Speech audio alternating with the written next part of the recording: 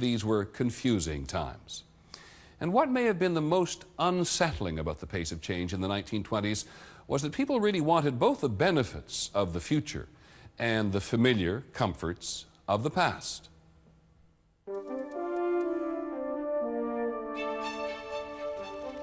They want the fruits of modernity. They want automobiles, electricity, radios.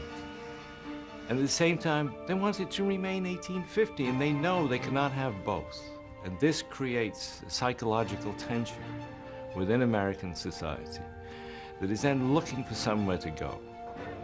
And it goes into hatred towards immigrants, hatred towards people who are simply different. It goes into intolerance and into the Ku Klux Klan. Ku Klux Klan membership soared to 4 million in the 1920s. Almost everybody that was a good citizen in the South was a member of the Klan. I think they were encouraging morality by turning the light on immorality and deceit and unfairness. It created a great deal of, I'd say, consternation and debate and so on. They were not just opposed to the blacks, but they were opposed to the Catholics and the Jews or anybody else that came somewhere. Going to people's houses and calling them out and insulting them and whipping them and things of that kind.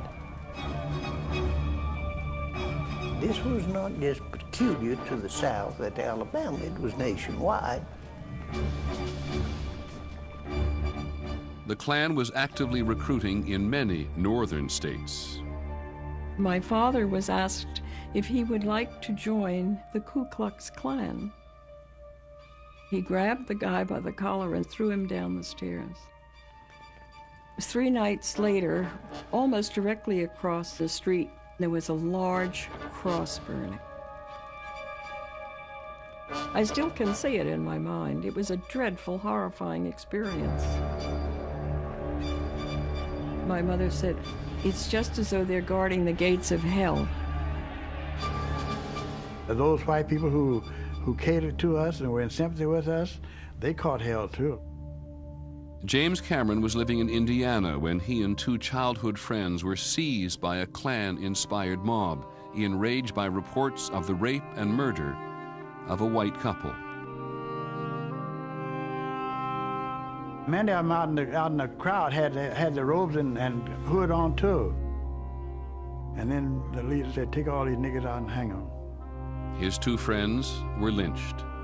James Cameron barely escaped with his life.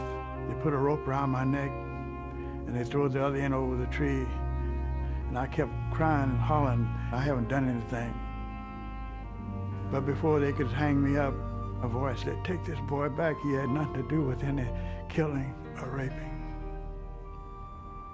I looked up to heaven and I said, "Lord, have mercy."